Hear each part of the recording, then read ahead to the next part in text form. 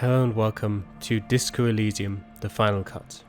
Disco Elysium in and of itself as a game has been released since October 2019. However, the final cut, so basically the director's cut version of the game, which adds full voiceover, adds new quests, new characters, new clothes, new areas, everything like that, much more, has been released a couple weeks ago, actually, at the end of March this year. So I thought, when would be a better time to play it than now? I've had it on my wishlist on Steam for ages. I've bought it probably at the start of the year or at the end of last year.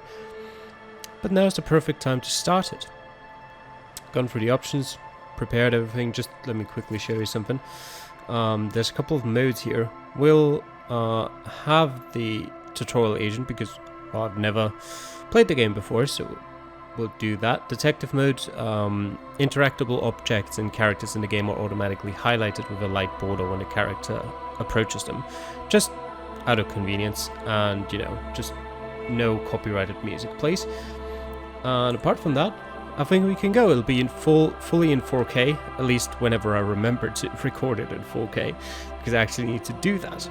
But yeah, whenever I do, which hopefully is always, it'll be in 4K. Disco Elysium in and of itself, kind of an RPG, cop, story, mystery, all that kind of jazz, which is right up my alley. So I hope I'm going to enjoy the game, and I hope you will too.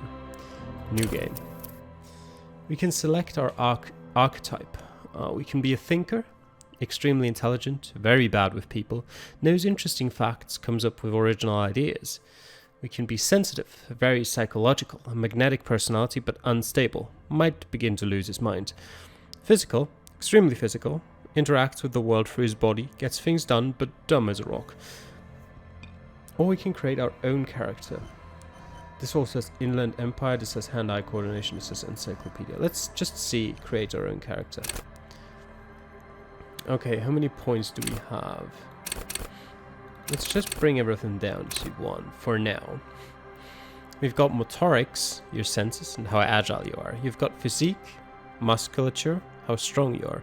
Psyche, sensitivity, how emotionally intelligent you are. And intellect, raw brain power, how smart you are. We're gonna straight off put 2 points each in these. Put 1 each here, and put 2 more in intellect. I think that will do for now. Do we get a special ability now as well? Yes, we get a. Do we get a special? Select your signature skill. The skill you select will gain a +1 bonus. Additionally, the learning cap for every skill of the same type will be raised by +1. So I'm assuming we want to take one of the higher ones. You know what? We'll take logic. Oh, it actually tells us more. Wield raw intellectual power, deduce the world. Intellect base +5. Okay, what does that do? Reconstruct crime scenes, make laws of physics work for the law. Okay, I really like that too, though. Cool for forensic scientists, tactical fighters, math-minded people. What is that? Analysts, pure rationalists, obviously logicians. I'm really torn between these two. But I think we'll take visual calculus. Sure. Confirm. So let's go. The Furies are at home in the mirror. It is their address. Even the clearest water, if deep enough, can drown. R.S. Thomas. There is nothing. Only warm primordial blackness. You're conscious ferments in it. No larger than a single grain of malt. You don't have to do anything anymore. Ever.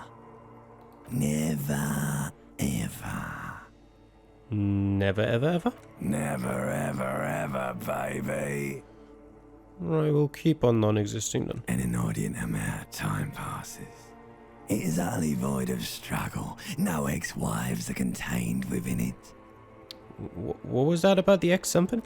An awareness creeps up on you. A mass lies hidden in your dead angle.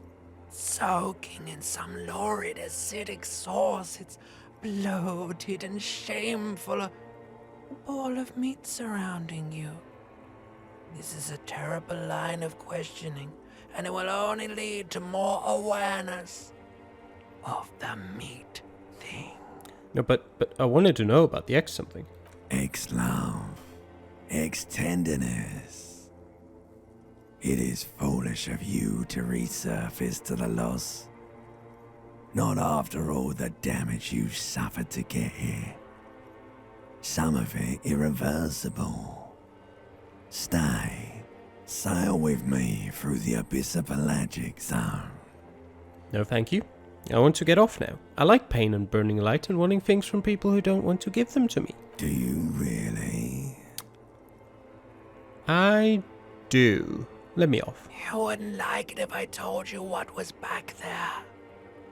Why'd you think you had to bludgeon yourself into oblivion? Or did you not sense yourself marinating? Poured so much on yourself, got a bit carried away, did we, Chef? It said over, not on. Fear and apprehension. You should ask what's out there first. Inland Empire, easy success. Succeeded. Easy 8 versus your total 9.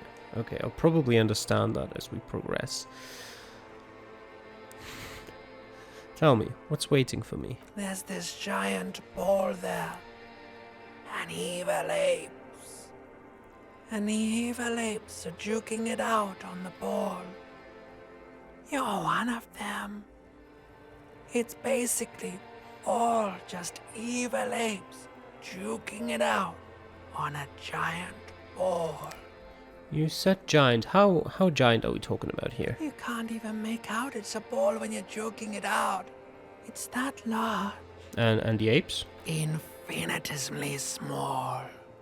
And this juking it out, I keep hearing about. What's that? Vying for resources. It's just a stupid expression you picked up somewhere. The part of the presentation you want to take home with you is this. You have to beat the other evil apes in the face. Or you lose.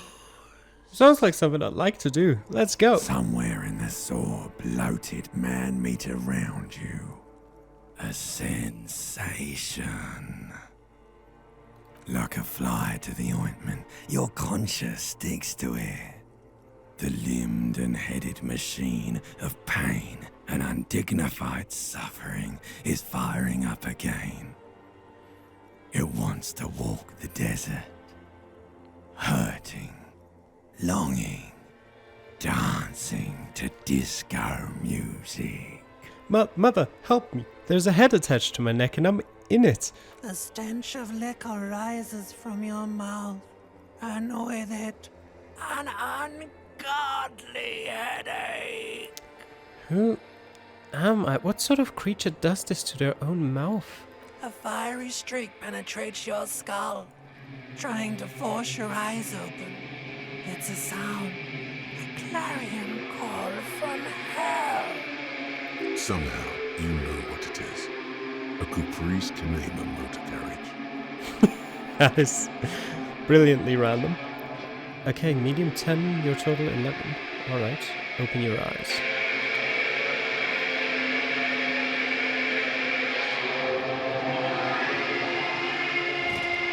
Oh.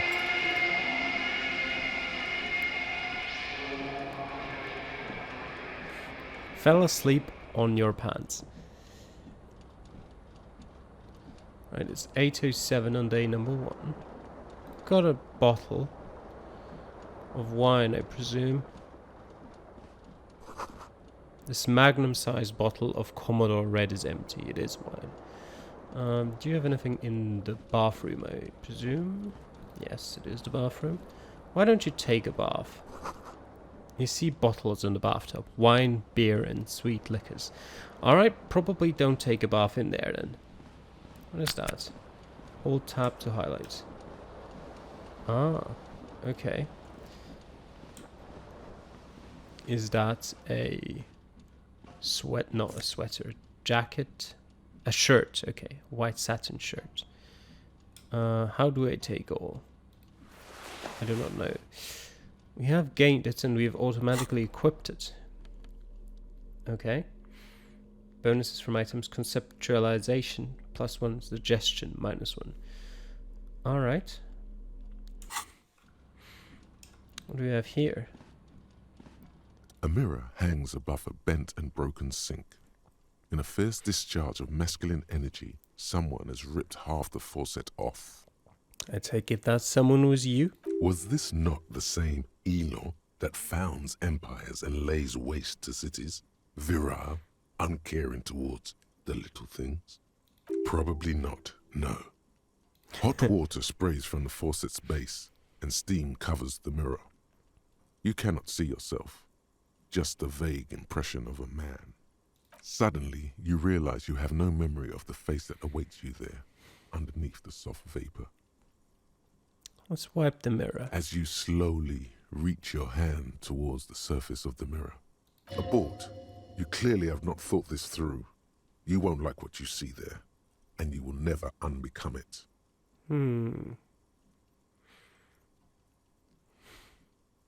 The game clearly wants to tell me I shouldn't. But maybe I should touch it first. Make sure there's nothing wrong with my face. Yeah, there is definitely something wrong with it.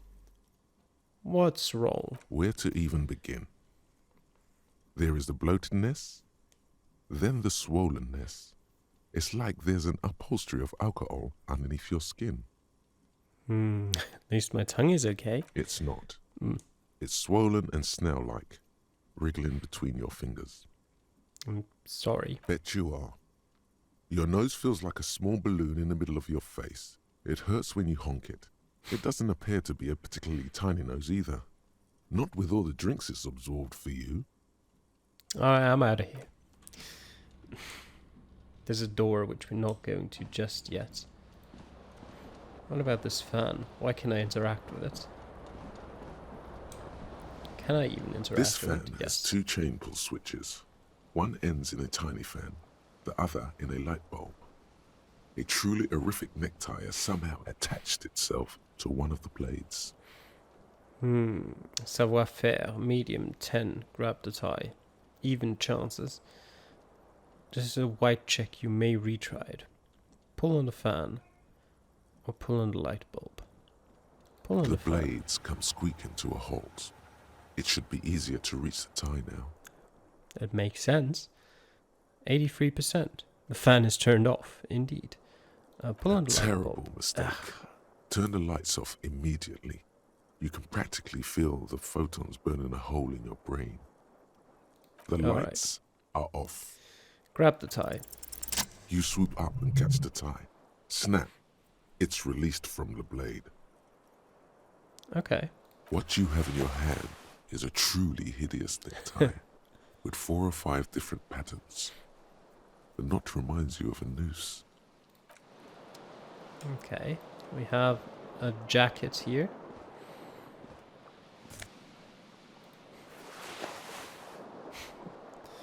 Alright. What is that? A broken window, maybe? The window stands broken in its frame. Cold wind blows in. Sure. Let's assess the damage. The shards face outward. Whatever broke this window came from the inside. We just about got that. A 1 and a 2. The lowest possible success. Did I break it with my own hands?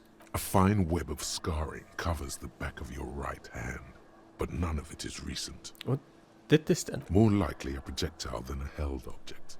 There are no fragments on the floor from pulling a tool back in after impact. Assess the size of the impact. It is too large for a bullet, yet too small for a piece of furniture. You're looking for something heavy and larger than your fist. Like the green shoe that's on the hat rack in the corner, which, coincidentally, is missing its friend. Ooh. Congratulations. You smashed the window with your own shoe. Now you only have one. If you're lucky, you can still find the other on the balcony outside. The door to it should be outside your room. I should go Cool get that wind shoe. gushes in. Your toes curl up from the cold. Okay. New task, find your other shoe. We gain some experience for it. Let's equip our pants. Yes. Give them to me. Flare-cut trousers. You hear a jingle. Keys are clinking in the pocket of your flare-cut pants. It says, whirling in rags, on the aluminium keyring. There is a single key on the ring. The number 1 is etched on it. It should open the door. It should. Will it, though? What is that? Looks like someone tore out the tape while the song was playing. Okay. And this reel-to-reel tape player is still on, rolling empty. Okay. What about the shoe? Now we can take the shoe. The one shoe. Alright.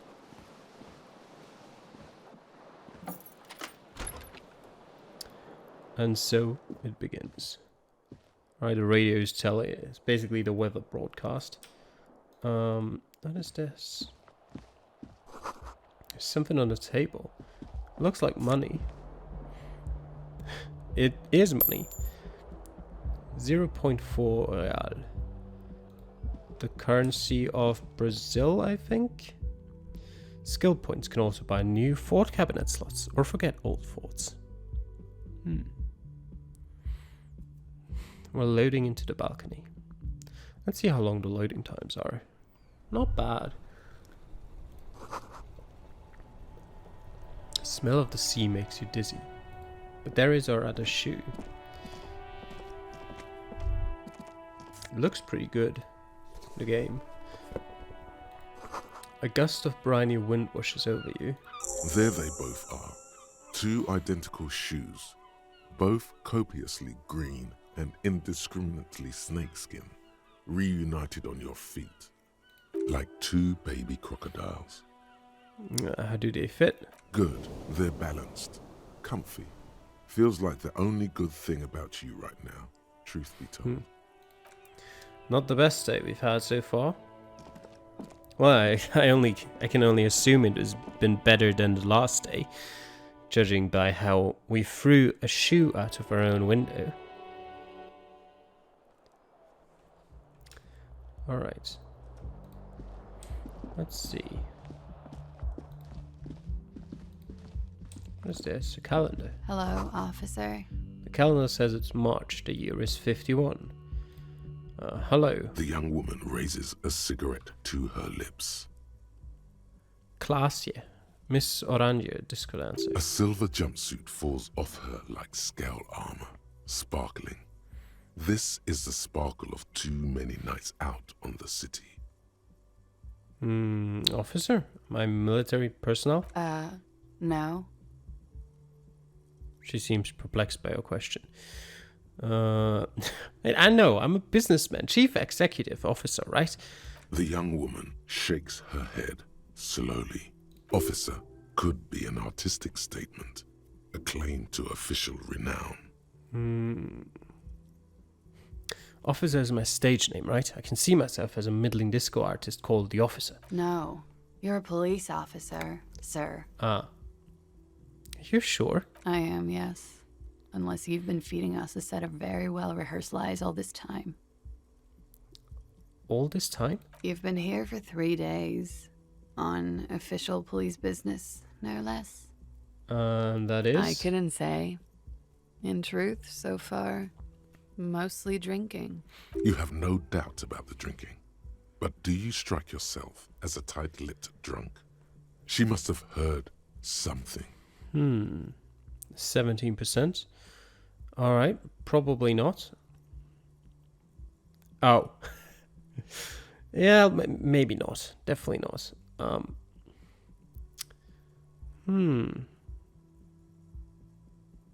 I might not know where I am, or who I am, or what a Cupri's kinema is. How I know what one sounds like. She nods.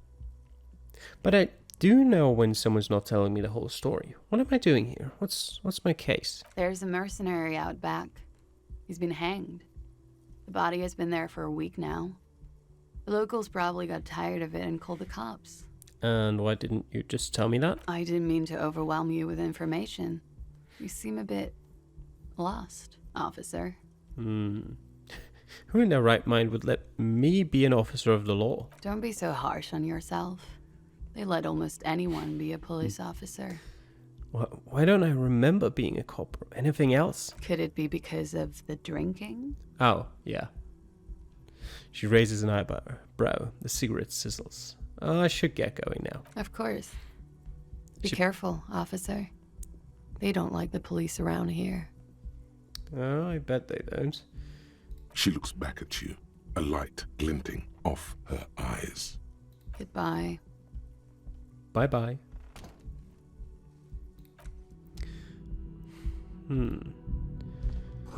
Looks like she left a nice long stub in the ashtray. It's still smoking.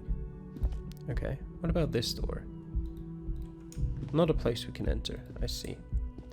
I can potentially knock on her door. The door is closed. Okay, that is fine. Leave it closed.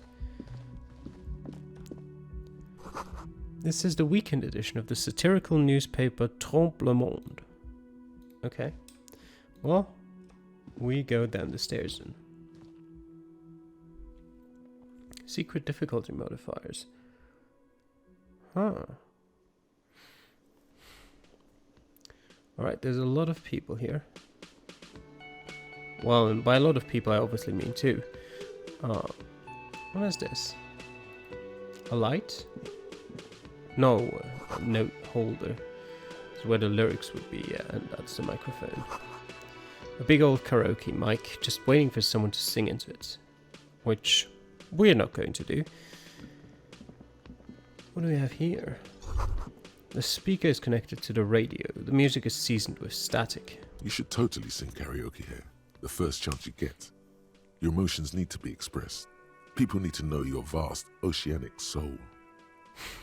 My soul's cubic content is obscured by the hangover. Of course, at this point, precise measurements of your soul can only be performed from the outside. It needs to be heard through a PA system by other people. How about no?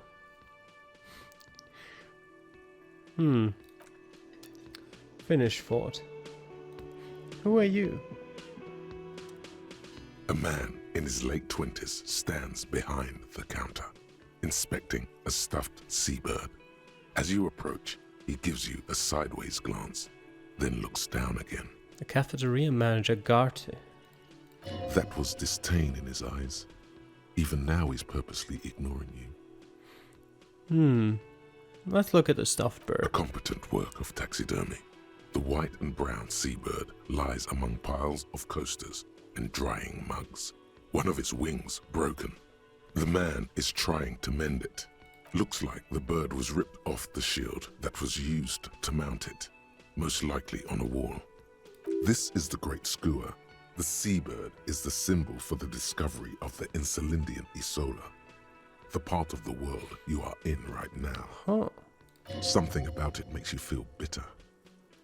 Can I... that's the Great Skua, right? Yeah. Look, your buddy is over there.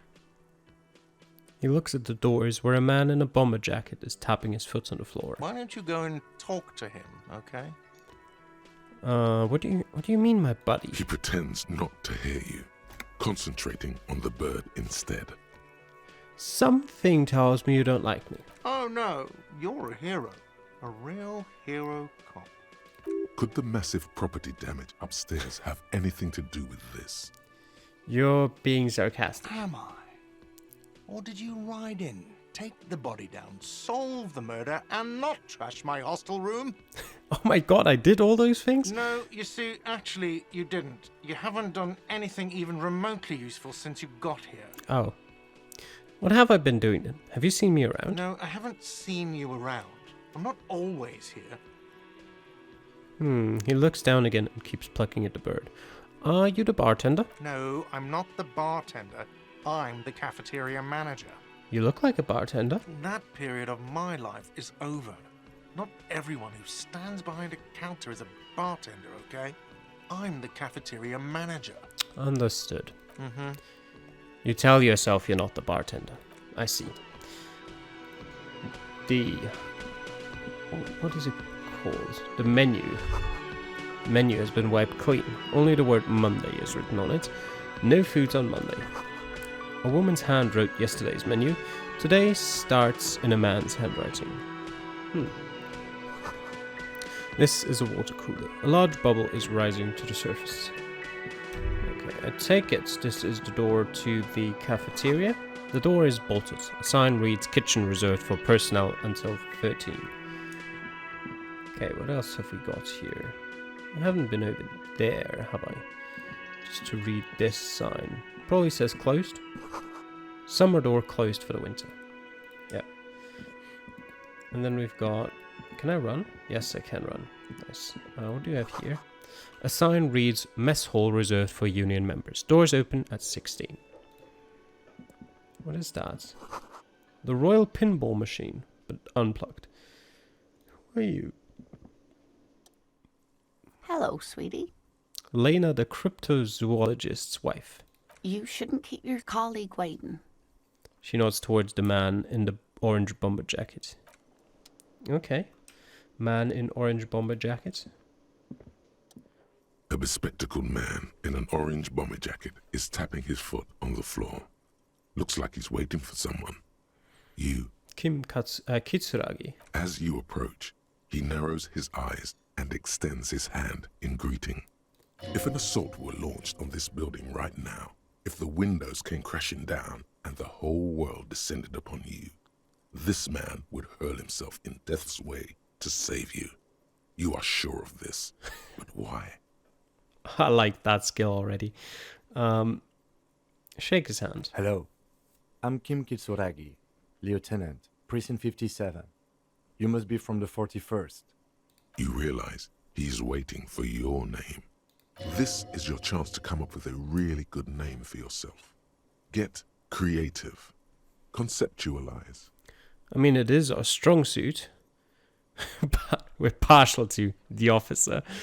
Well... Concentration makes you squint your eyes. Your name should be deep gold and orange, like a forest fire looming on the horizon, but mixed with the stench of liquor rising from your breath. You're 2 steps closer to it, but there are still many to go. It is not yet time. Okay then. He processes the information, then disregards it. It looks like we had a little scheduling error on Sunday. Saturday too, actually.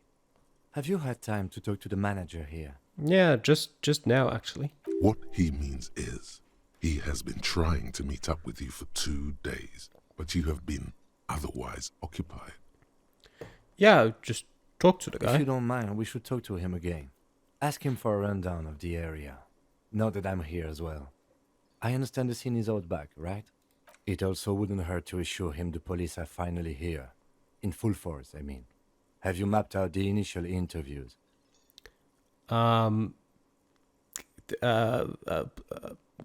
Yes. Good. But even if you haven't, we'll have time for that after we take a look at the coroner's case. Have you removed the dead body from the tree? No. So, the body is still in the tree. I didn't want to tamper with evidence. This is the first time you detect a weariness in the lieutenant's voice. It is obvious he would have preferred for the body to no longer be in the tree. Where it has been hanging for 7 days straight. We should go there as soon as we are done talking to the owner. Let's get going then. After you, officer. Okay. If you're about to embark on an investigation, shouldn't you have a badge? You're right. You mean you don't have a badge? Wasn't on me when I woke up. Losing your identification card is a serious matter. My vehicle has a shortwave. You can use it to report your badge missing. I advise you to try to locate it as quickly as possible, but getting the body down should still take precedence. Okay. Well, we've got to talk to the manager first. The man with the unimpressive beard notices you approaching. He drops the ledger he was holding and turns to the lieutenant.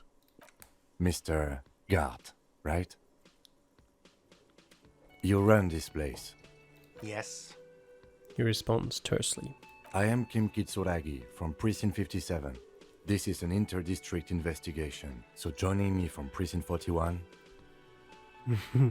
He looks to you, realizing he still doesn't know your name. What is gold and orange like a forest fire but smells like liquor? Are you kidding me? Kim is about to say something, let him. Right. Now, I know it took us a while to arrive at the scene. It also took you a while to call us and report the dead body. It was you who placed the call, yes? No, I only just got here. It was probably Sylvie who called you. She usually works the bar here. I'm only temporarily taking over her duties. Do you have her number? As a matter of fact, I do. He looks behind a pile of coasters, finds a slip of paper and hands it to the lieutenant. You said you just got here. From where? Are you a local? What, of Martinez? No, I live in Jamrock. I only sometimes come here to keep an eye on the place. This is just one of the many, many cafeterias I manage. But you still know your way around, yes? In case we need directions. Yes, I know where some things are, but as I said, I don't live here. I just used to work here. And I'm not going to start working here again, if that's what you think. I didn't imply that. Detective. He probably means this is where you step in and ask your questions. Right then, no questions, I got this. His face expresses profound doubt in your having this. Ask him about the body's location before asking if he killed him. People give up information in the more innocuous questions, which you can later use in the more sinister ones, not vice versa. Why did Sylvie go away? She went away because none of your business. Have they not been telling you you're a cop?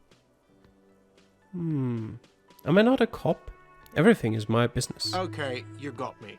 She went away because of the dead body out back. And because I asked for her number. That's why Sylvie went away. I hope you appreciate that. Thank you. The lieutenant says. He opens his little notebook at the cover. The number is safely tucked away in a small pocket. Mystery solved. Is it? Because I thought you were supposed to be investigating the lynching, not my employer conduct. Everything has something to do with everything. Good for you. Was there something else? I'd like to get back to what I was doing. Yeah, where exactly is it? Behind this building, there's a courtyard. They hoisted him up on a tree there. And how do we get there then? That's easy. See that door there? Yes. First you exit through that. Then to your right, you should see a big hole in the fence. A really big one. You can get to the courtyard through there. No need for the keys. The hole is big enough for the Franco-Nigerian cavalry to fit through. Okay. And who killed him? I don't know who killed him. I'm not the police. That's your job. This is it.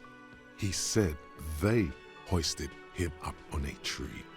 Who is this they, if he doesn't know? Yeah, before you said they hoisted him up on a tree.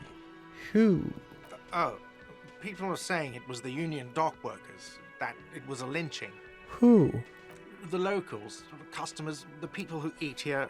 A lot of dock workers eat here. Sylvie told me everyone knows the dock workers did it. Well, of course, everyone knows that. Did the debarders themselves tell her this, or is it a rumor? I don't really know. You'll have to ask her. Well, why would the dock workers lynch this man? I would suppose it's because they have nothing better to do. Reasonable. You mean the strike? Yes, the strike. The man they hanged was a security guard for the harbour company, I hear. A mercenary. The unionistas probably thought they'd send a message. Did you kill him? What are you, crazy? Of course I didn't kill him. I have The another question. lieutenant turns the page in the little notebook he's been scribbling in. Oh, that's all. Let's go. Okay. Not so fast. You owe me 130 real. What's that? Oh, excuse me. You owe me 130 real. Ah. He pronounces the R with a mock aristocratic accent. The IIR, or Inter-Isolary Real, is the global reserve currency. Whatever part of the world you're in right now, It's safe to assume he means you owe him some money. By real, do you mean some form of street cred? No, you don't owe me street cred. You owe me money. You owe this establishment 130 real. He points to the red ledger on the counter. But what exactly is money? What are you, a philosopher? Huh. Actually, I might be. Money is what grown-up people use to pay for things. Things like this hostel room, or 8 bottles of potent blend, and 9 packs of Royal Extra. We use it for everything, really. Interesting. Where do I get it from? Are you serious? From your work? I don't know. You can take bribes, I guess. I'm sorry. I don't think cops can take bribes. Some do take recompense, but only to survive. And this money you were talking about, why do I need that? For survival, to pay me. Unless you want to become a hobo. Do you want to become a hobo? There's nowhere else to stay in Martinez, and it's a cold spring outside. Money doesn't make you happy, but it lets you be unhappy for a while longer. If you run out of money, you die. It's like that for all of us. Me too. That's why I need you to pay me. Proceed. I'm not an asshole. Proceed, but don't show him the coins. They're yours. There's a shuffle of nylon as Lieutenant Kitsuragi looks for something in the pockets of his orange bomber. That's cop 4. I haven't offered to pay because I don't have any money either. What happens now? I'm sorry, but he has to pay. I can't let him stay here any longer if he doesn't. If he doesn't have the money by tonight, then... He shrugs. Officer, maybe you are better off working this from home for now. You live in Jamrock, right? It's not that far away. Fuck this place, I'll take my chances on the streets. Isn't there somewhere else I can stay around here? You mean somewhere else to run up a huge debt? I don't think so. The union squeezed most places out of business to fund the strike. You're better off home. I don't remember where my home is. Officer, you really need to take this up with your station. I have a shortwave radio in my car. Call them, ask for assistance. We have to get this investigation started now. Good luck. Alright. Autosave. By the way, where is home? The address is coming up blank, and this place sure isn't it. I really don't remember. But you've been at this hostel cafeteria for only 3 nights. Where were you before? You had to be somewhere. I don't know, near? South, maybe? You don't really know, do you?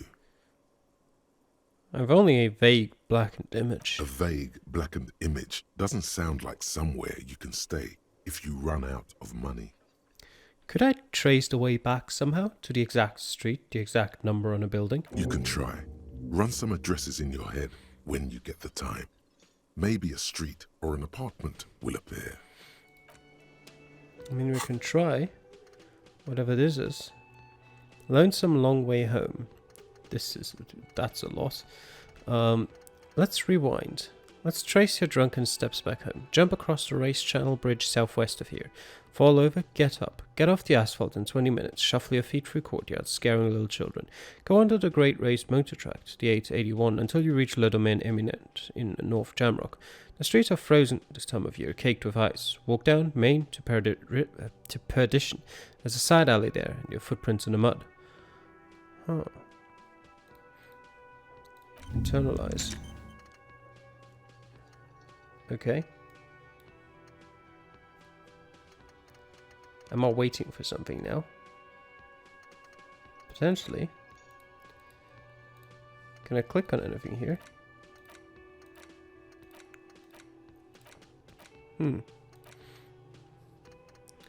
Doesn't look like anything's happening. So we'll just have that there. Our quests or tasks. Pay for damages. Ask a station. Okay. Call Silver using Kim's shortwave. We can do that at the same place. Report your badge. Same place. Inspect victim's body. And we've got our inventory here. Okay. What is that actually? A nose of pets. Okay, healing item gained. Yep.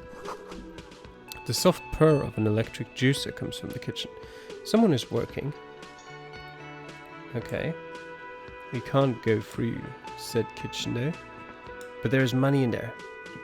I need the money. Oh, okay. Well, let's go outside of the door for now.